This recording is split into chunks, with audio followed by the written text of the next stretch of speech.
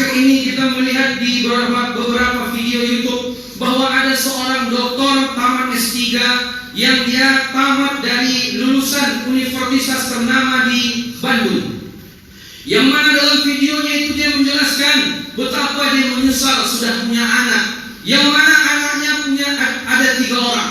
Yang ketiga-tiga ini sekolahnya ke Amerika. Selama ini dia hidup penuh dengan kebahagiaan, rumah mewah, harta melimpah, jalan-jalan ke luar negeri semuanya dia dapatkan. Namun kaum muslimin yang dimuliakan Allah Subhanahu wa taala, di sela-sela itu dibuatlah buku yang berkaitan tentang investasi hidup dan pendidikan.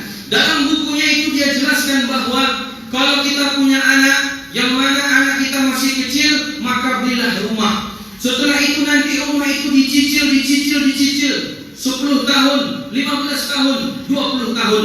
Ketika nanti anak sudah dewasa, ketika nanti anak sudah tamat SMA mau kuliah ke luar negeri, maka yang rumah tadi dicicil maka dijual. Selesai cicilan, rumah pun dijual. Yang itu bisa digunakan untuk 2 hal. 1, untuk anak kuliah, kalau ada sisa digunakan untuk modal usaha. Ternyata seorang dokter ini tadi luar biasa. Ketiga-tiganya anaknya sekolah ke luar negeri semuanya, berhasil. Di sana sini semuanya diundang seminar. Dia menceritakan betapa dia bahagia, betapa senang, hati gembira di saat anaknya ketiga-tiganya sekolah ke luar negeri. Tapi ketika itu di Amerika. Namun kaum muslimin sedang jamaah Jumat rahimakumullah, dia lupa sehingga Allah ingatkan. Tiba-tiba sang istri tercinta jatuh sakit. Di rumah cuma tinggal berdua, dia dengan istrinya. Adapun anak-anaknya yang bertiga di luar negeri semua. Istrinya jatuh sakit, masuk ruang ICU. Diperhatikan, semakin hari nampaknya tidak ada harapan. Seminggu lamanya, akhirnya diteleponlah anak pertama.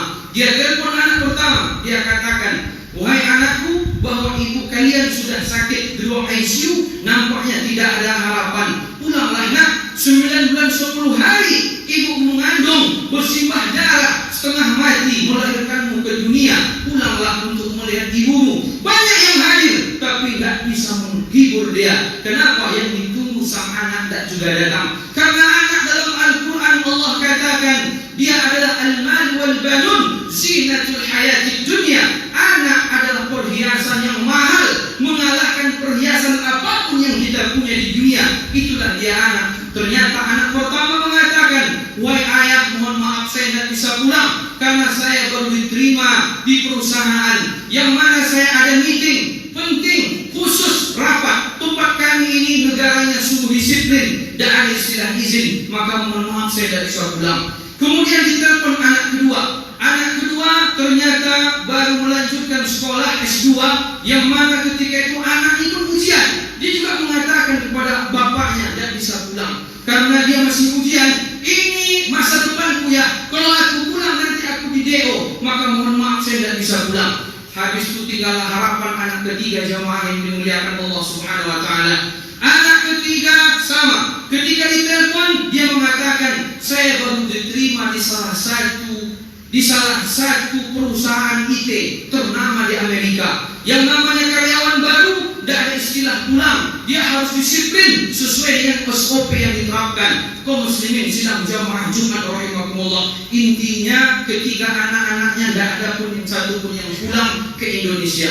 Ketika itu yang namanya malaikat maut tidak mau tahu. Idza jaa ajaluhum la yastakhiruna sa'atan wa la yastaqdimun. Kalau orang jatahnya sudah datang di dunia, ketika dalam hadis Nabi sallallahu alaihi wasallam Nabi menyebutkan, ketika dalam rahim orang tua umur kita 120 hari, yaitu 4 bulan, yursal ilaihil malak, diutuslah malaikat, fayanfukhu fihi ruh, ditiupkanlah roh ke dalam rahim itu tadi. Summa bikatbi rizkihi wa ajalihi wa amalihi wa syakiyun au sa'idun. Ditetapkanlah rizkinya, ditetapkanlah ajalnya, ditetapkan kapan dia senang, kapan dia sedih. Adapun bapak tadi, istrinya masuk rumah sakit di ruang ICU 1 pekan lamanya, tidak ada harapan.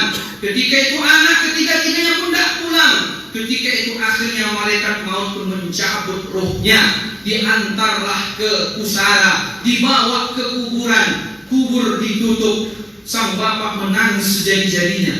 Dia menangis bukan karena istri meninggal. Yang sudah meninggal ya sudahlah, pergilah. Tapi dia menangis sejadi-jadinya karena anak tidak sesuai dengan harapan. Kaum muslimin sidang jamaah Jumat rahimahumullah. Maka semenjak itu sang dokter tamat lulus S3 di salah satu universitas ternama di Bandung. Akhirnya dia berpikir, ternyata selama ini dia telah salah mendidik anak. Yang selama ini dia pikir anak sekolah ke luar negeri, yang mana ketika itu dia hebat secara dunia, lupa dengan akhirat, tidak jadi masalah. Ternyata hari ini baru dia menyesal. Maka semenjak itu buku yang dia tulis ditarik dari peredaran, dari Gramedia, dari buku-buku yang terkenal, dari toko-toko buku yang terkenal, tarik semua. Ada apa? Dia nggak ingin orang lain seperti dirinya. Bayangkan kaum muslimin, ketika itu dia sadar, kenapa saya tidak menjadikan anak saya dekat dengan para ulama, yang mana hari ini para ulama diintai. Kenapa saya nggak dekatkan anak saya dengan agama? Selama ini saya berpikir bahwa kebahagiaan bisa didapat dengan materi. Selama ini saya berpikir bahwa kebahagiaan bisa dibeli dengan harta.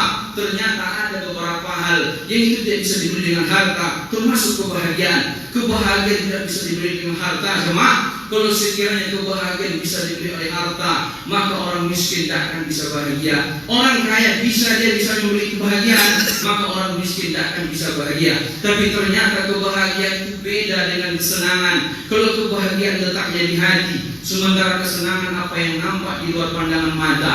Maka kaum muslimin yang dimuliakan Allah, semenjak itu dia juallah aset-aset dia, kemudian dibelinya satu lahan besar, kemudian didirikannya pesantren. Dia berharap agar nanti cucunya mau masuk pesantren. Semenjak itu barulah dia sadar. Nah, kaum muslimin sidang jamaah Jumat rahimahumullah, salahkah kalau anak kita sekolah umum? Tidak salah. Salahkah anak kita sekolah ke Belanda, sekolah ke Amerika? Tidak salah. Tapi ingat, pahamkan dia Quran dan Sunnah.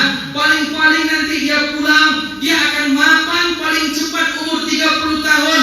Kemudian dia bekerja. Kalaupun dia jadi PNS pun 58, 60 dia pensiun. Habis itu dia mati. Karena kata Rasulullah SAW, "A'mar ummati ma baina 60 ila 70." Umur umatku 60, 70 tahun. Wa aqalluhum man yajuzu dzalik. Sedikit yang lewat daripada itu. Jangan sia-siakan anak sekolah SD 6 tahun, sekolah SMP 3 tahun, sekolah SMA 3 tahun, 12 tahun, S1 4 tahun, 16 tahun, S2 2 tahun, 18 tahun, S3 5 tahun, 23 tahun.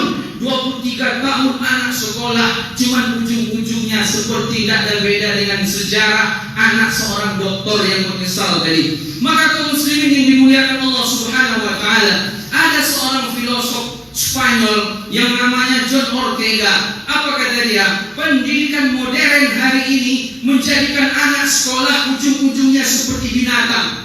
Luar biasa ganas kalimat ini, luar biasa kasarnya kalimat ini. Tapi apakah daya itu yang terjadi?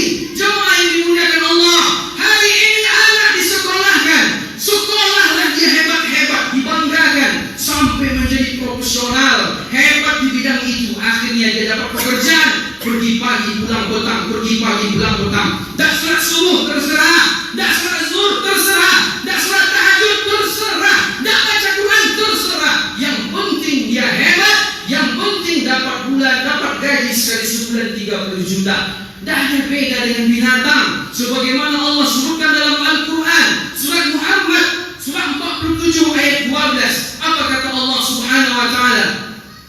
Inna Allah yudkhilul ladzina amanu wa 'amilus shalihat jannatin tajri min tahtihal anhar. Sesungguhnya Allah memasukkan orang beriman, beramal saleh ke dalam surga yang di bawahnya ada sungai-sungai yang mengalir. Ini orang beriman yang pertama Allah komentari.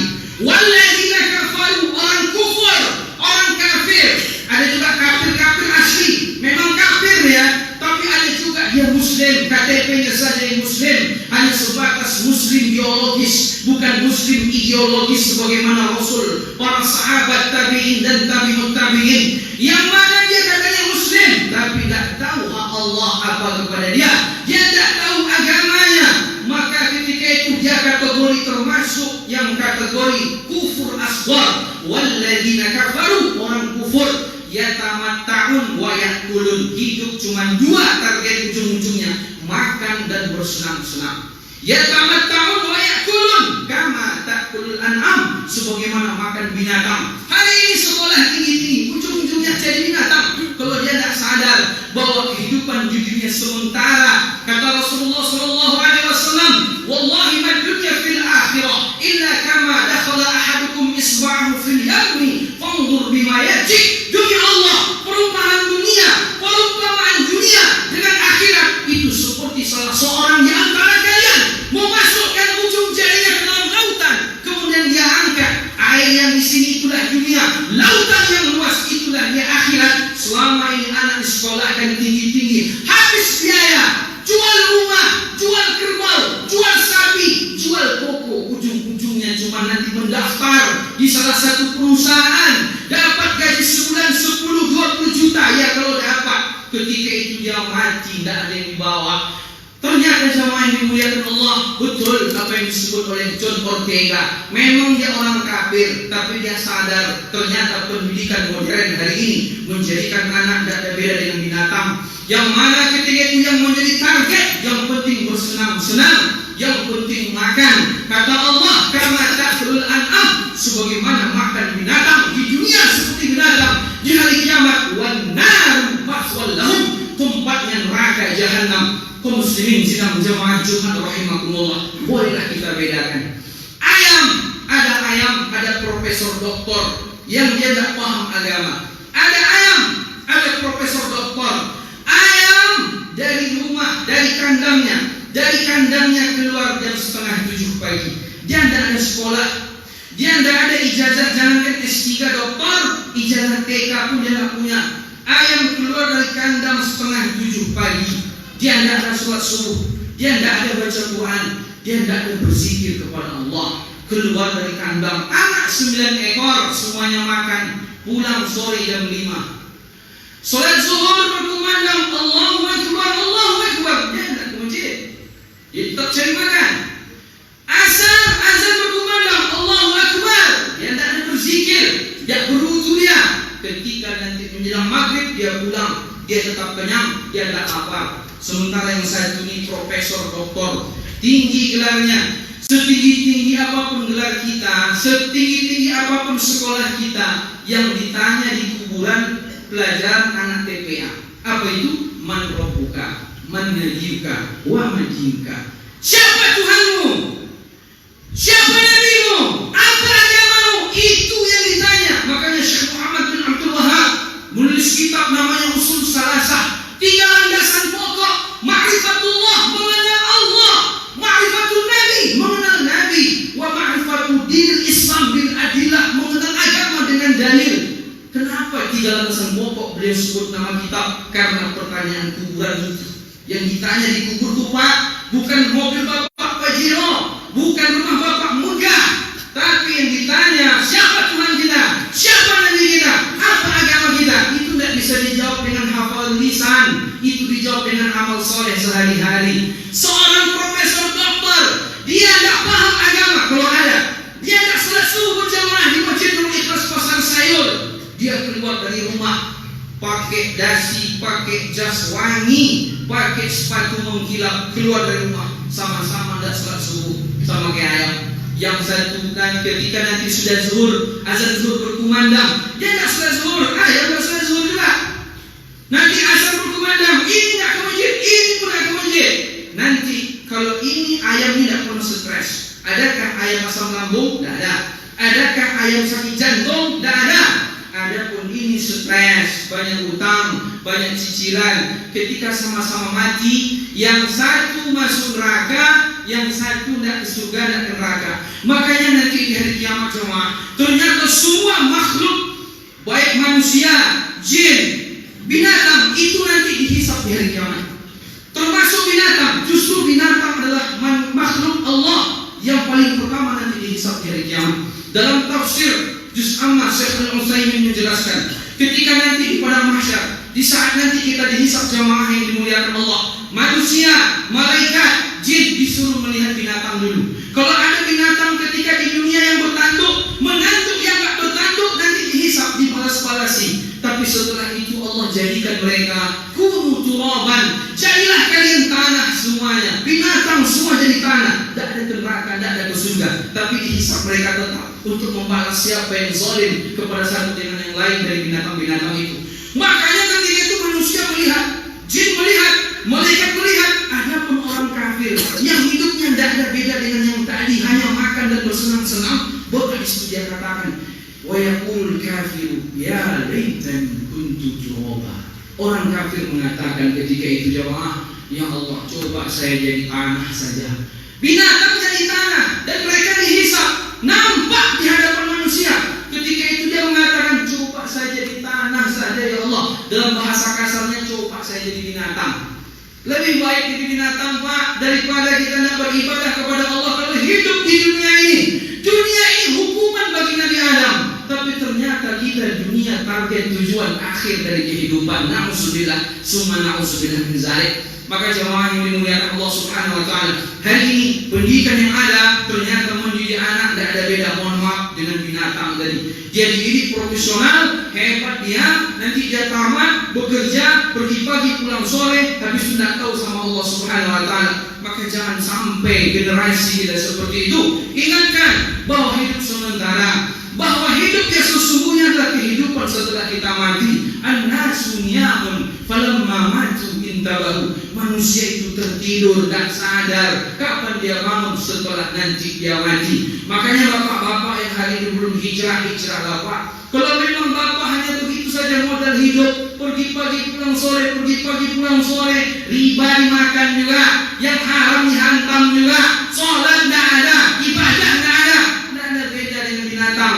Makanya dalam tafsir Syekh Abdul Aziz At-Tarifi, At-Tafsir wal Bayan, dalam kitabnya juz pertama, dia katakan apa? Tidak ada makhluk yang paling enak hidup di dunia ini kecuali binatang. Binatang tidak ada beban tugas, binatang tidak ada hutang, binatang tidak ada cicilan, binatang tidak ada stres. Sementara manusia dikasih dia akal, justru dia jadikan kehidupannya tidak ada beda dengan binatang. Maka selamatkan anak-anak kita agar dia paham bahwa hidup untuk membela agama Allah Subhanahu wa taala.